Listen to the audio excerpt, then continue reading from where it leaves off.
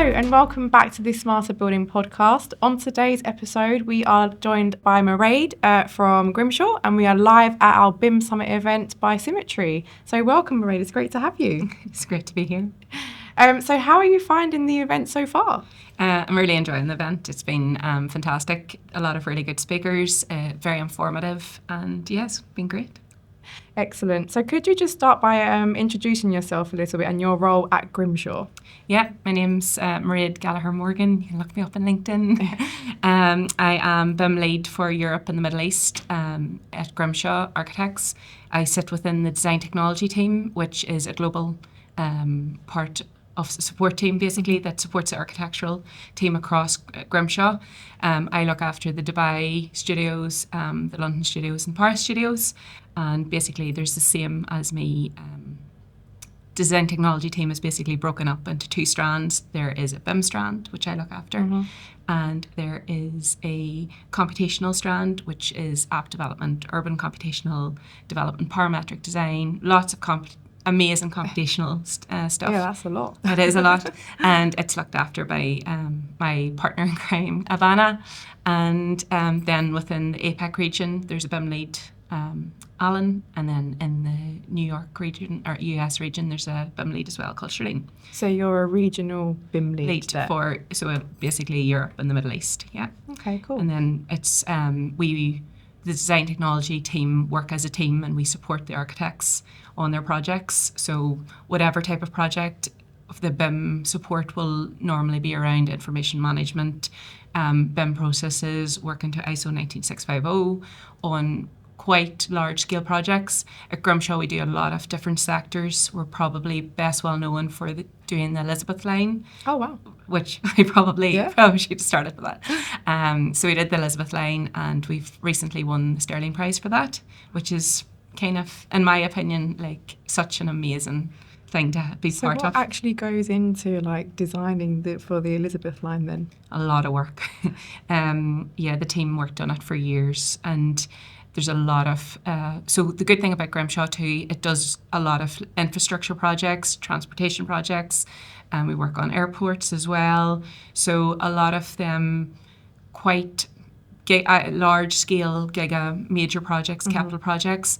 There's a lot of processes, especially around information management, and making sure that you are using the right versions of ACC, you're bridging, you're doing a lot of complex kind of workflows and digital workflows. So is that everything that you're kind of managing there for Grimshaw? Yeah, so I manage the team of people that manage that.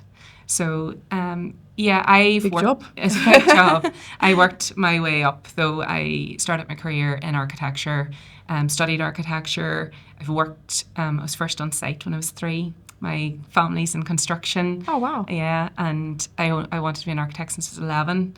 My child actually loves buildings. My dad's a boat builder. So I think my uncle was a developer. So I've been in the industry for years and very passionate about retaining staff in the industry as well. I could chat for hours on that. That leads on nicely to the next point I was going to bring up. So you're also a mentor for women in BIM. Mm-hmm. Could you just explain a little bit about that and what actually drew you to that work and what does that involve? Yeah, so I'm very passionate about Women in BIM. Anybody that follows me on social media will know that. The Women in BIM organisation, I think it's like 12 years old now, or maybe slightly more.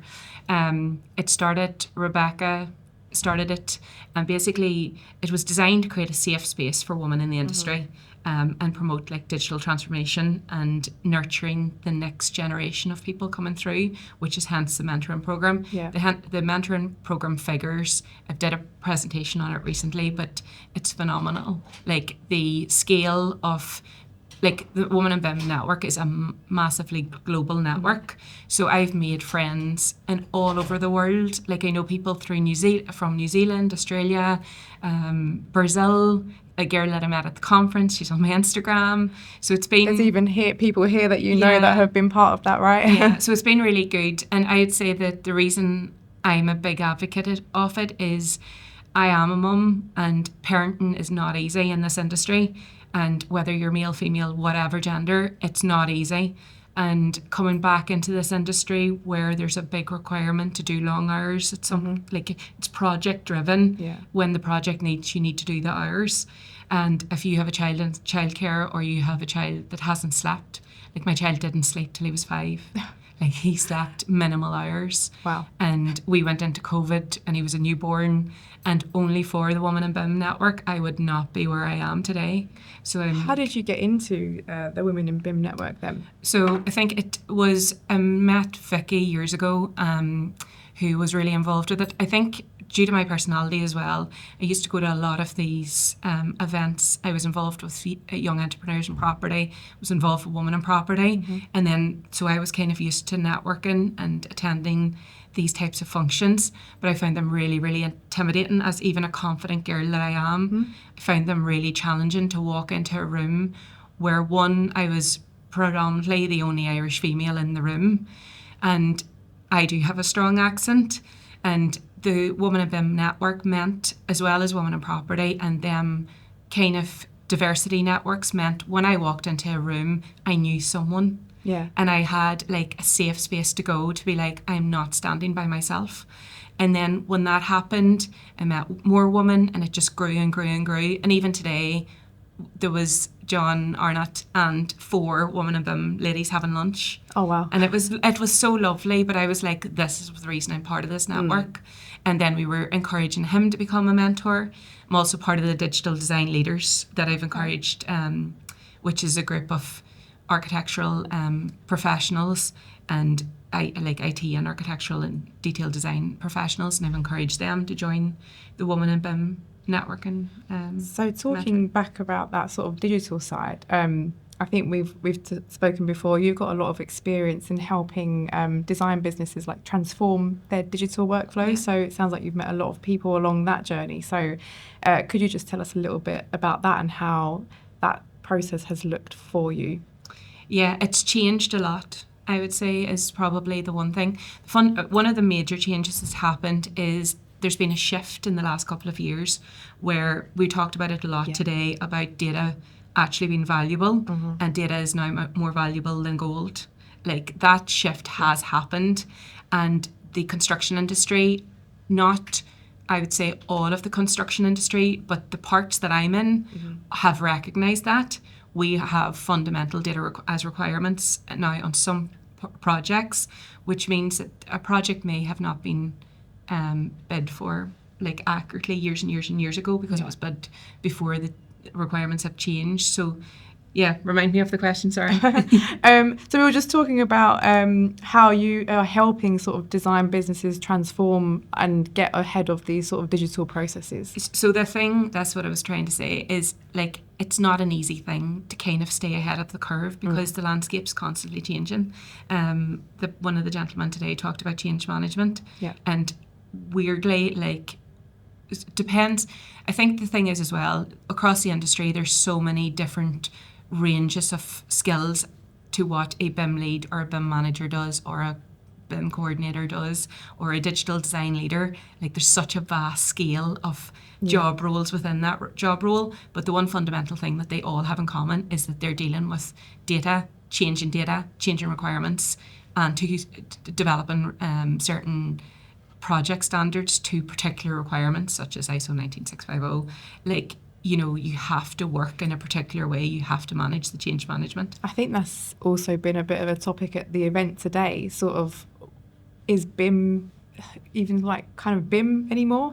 Is it changing? Are we seeing a shift? Are we calling it something There's different? So many rants on LinkedIn about this. So I think at the end of the day, like at the end, in my view, I think there's loads of different ways of saying what a BIM manager does, what a BIM lead does, what an information manager does.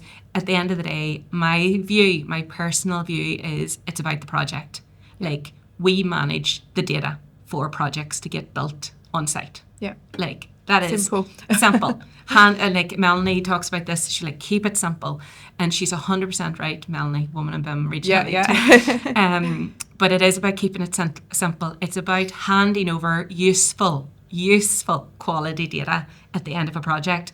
Like, it is not a box ticking exercise. It is also about at the end of a project, gathering valuable data that then can drive data-driven like design, which is something I'm passionate about. Like, I want our models to have really, really accurate data, which then means by the end of stage 4, I can look at a project and be like, okay, this airport, this is the data associated with this airport. You know what? The next time we go to design an airport, I'll know that this is the carbon readings, this is what we've used, this is the data that then can inform the next project. How do you find people are reacting to that though? Are people on board with it, or is it quite difficult? There's a lack of understanding. There's still this I think the thing is too, AI is going to fundamentally disrupt the landscape, because AI has changed how technology is adopted and how the rate of adoption. We discussed it recently, and there was a comparison to like how many years did it take for Netflix to take off, how many years did it took for so many users. It took something like 3 months for ChatGPT to be at 5 million users. Like, that's the rate of adoption. So that rate of adoption has fundamentally changed for loads of different, how we use technology. My child, like, I talk a lot about my child, but I think these things are important. Is he can pick up a phone, he can swipe through. It's quite scary, isn't it? Yeah, but they're going to grow up in a digital environment. Not that I want him flicking through my phone, but I do use it for a lot for photos. So he still naturally knows, he sees us using things, whereas I think it's kind of like what they've mentioned today, and I'm in full agreement. You adapt and you use the technology and you grow with it, or you get left behind. No, and then that's a scary kind of concept, but I do think this is not just CAD. Like, there's loads of things. I was reading another article that said, like, when the radio came out, and when it first came out, people were really scared of it, and they were like, you're never going to be able to, like, it's going to like brainwash you. But actually, in reality, it just became another thing that we use. It's a normal thing. Do you think that will happen with AI too? I think the thing that I keep harping on about all the time in every conference and every everything that I publicly speak on is about data quality. AI will be amazing if the data is accurate and it's used right. But if the data isn't cleaned or maintained or used properly, it'll be the people that know how to do that'll push the boundaries. So I think that we really, as an industry, particularly architecture, engineering and construction industry and operations, like we really need to start realising the value that our data has, the fact that it is a commodity, the fact that we're delivering this as an extra on projects, that then I think there'll be a realisation in maybe the next year or so. I think the construction sector has already realised, and they're now using it to inform, like, particularly on frameworks like MOD, MOJ, like they are using data-driven design. So, yeah. So how are you finding you're doing things like this at Grimshaw? What is the sort of ethos with Grimshaw, and how are they managing these sorts of new technologies? Shout out Tandy Watts. Like Grimshaw's ethos is Grimshaw is a design practice enabled by technology. So which that translates to their design first. And Grimshaw is a human-centric designer, which I love. So Grimshaw's ethos, and it shines through the people that they hire, it shines through the studio, and it really shines through even how they do like Thursdays at 5 and all the little things that they do within the studio. It's about the people. It's about building spaces that people want to be in. You don't mind being on the Elizabeth line. You genuinely don't. Or you don't mind being in certain airports. Like, we didn't do it, but the Oslo airport's lovely because of the like natural like surroundings. And so Grimshaw's ethos is like, use the best technology that we have to push the boundaries. So they've also done like Eden Project is one of Grimshaw's projects as well. And so like that's like quite complex parametric modelling. So it's using the greatest minds have to say. The DT team, like, I'm blown away with the computational team. Like, Ivana's a PhD, she's such a smart, like, the team are unbelievably smart. The other thing is I love going to work where I am in an environment where I learn every day from others. It's a nice feeling. So that leads on nicely to maybe the sort of mentorship that you do. You've obviously been vocal about supporting women and parents in the industry. So what progress have you seen, and where do we maybe as an industry still need to improve? Yeah, so there's a couple of things. So I started, Grimshaw's got a internal, they've got the Women in Architecture mentoring, which they're a big advocate for women in architecture as well, and there's a lot of people in the studio that's involved in that. There is internally Grimshaw mentoring, Graham's my mentor, and it's just for having internal mentoring sessions with, like, how does Grimshaw do this? What should I do in this case of this project? I'm struggling with X, Y, and Z. So that's been really good for process driven. The thing that I would say as an industry, I think that the architecture, engineering, construction industry could really do with attracting and retaining people in the industry. It's not the easiest place to be sometimes. It's high pressure. As well, it's hard because it's kind of like, how do people manage that with their workloads too? Because as you said, we're very project driven, so with very tight deadlines all the time, it's stressful. How do you manage that with mentoring? Yeah, so I'm a massive advocate for managing your mental health. Do open water swimming, do a lot of yoga, start to get back trail running. Like, it takes a while after having a baby to get back into it. That is impressive. But my thing for my team is, like, I don't mind if you do long days at an odd time, but I don't want you doing that all the time. Yeah. And I want you to prioritise your own mental health. And so I've started within the DT team, we've started, like, just within the BIM side specifically, we've started, like, peer mentoring, but that's more like knowledge sharing. So if someone does just say Kobe data for a project, I'm like, show the team how you did that, or show your mentee how you did that. So then they're learning straight away. It's a little bit of a catch up. It's like a safe space that they can discuss it in a small environment, because we do a lot of, like, in the world of architecture, you do a lot of project catch-ups, which could be with 20 or 30 people, but it's nice to have that intimacy kind of conversations as well. I very much have an open door policy with the team as well, which may be to my own challenges, because I tend to spread myself quite thin sometimes, which is probably becoming very apparent. But no, I personally believe in mentoring. I definitely think I've surrounded myself with amazing female friends, male friends, not necessarily good friends, not gender specific, that have helped me in the industry and pushed me to, like, the, like, outside my comfort zone. Yeah.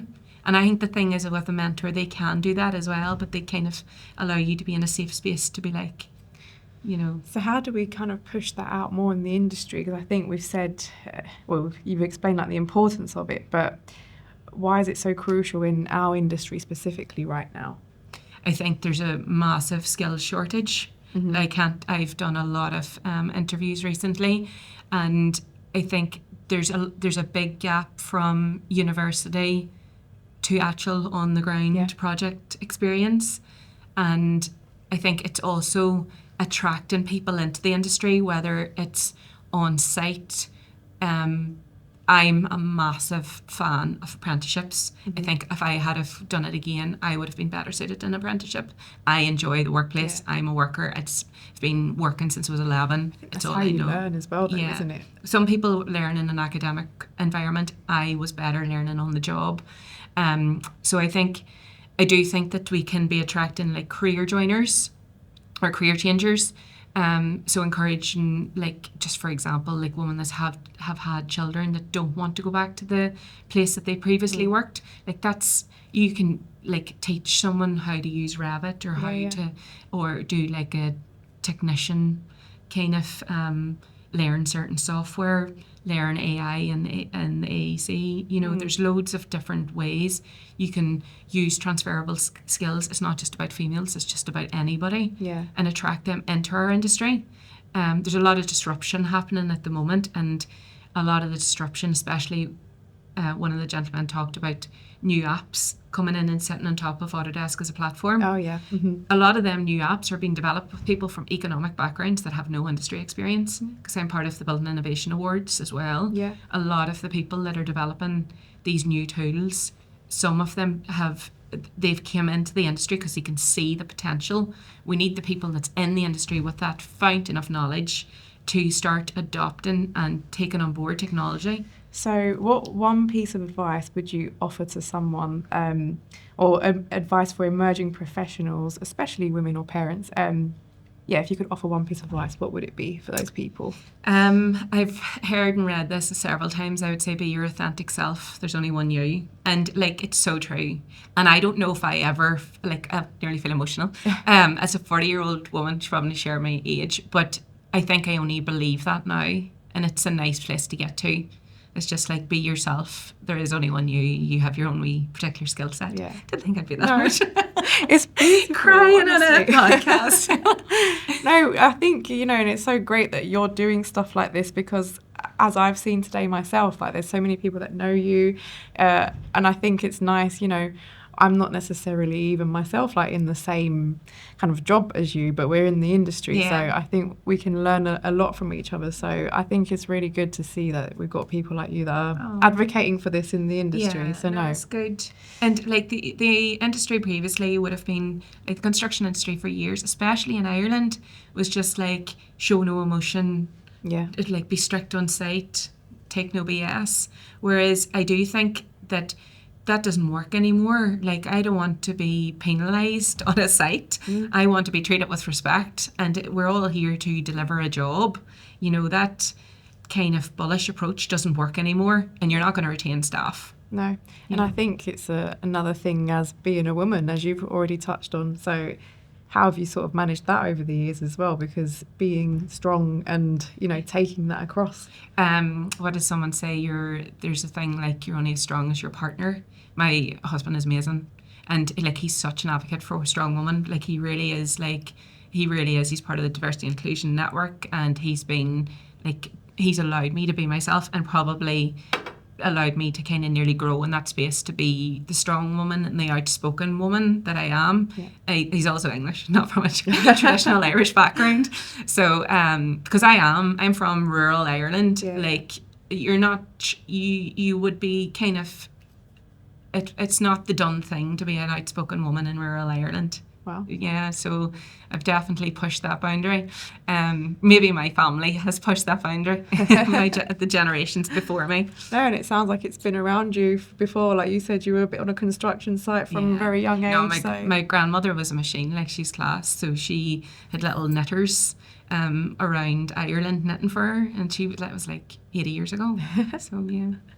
Well, I think we're kind of coming to the end of time, but I think one thing I did want to bring up to you is what's one thing you're kind of most excited about in the future of architecture, and where do you perhaps see the next wave of innovation coming? I do think that architecture is fundamentally going to change. It's the same shift from going from the drawing board to computers, in my opinion. Mm-hmm. I think that shift is kind of happening.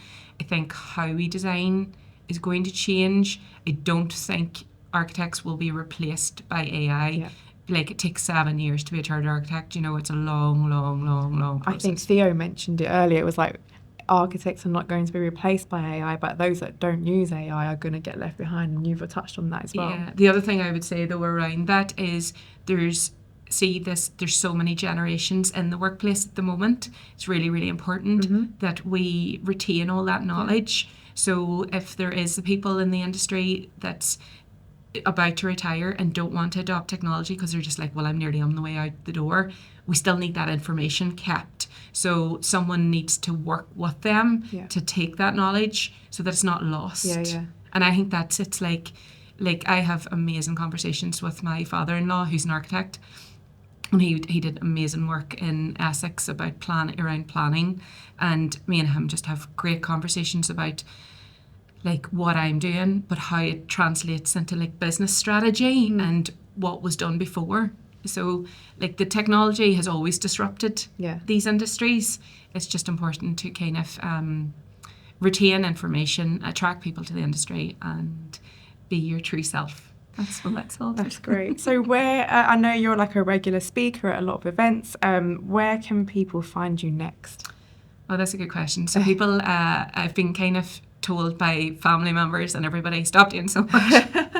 So on a beach, open water swimming is probably the answer.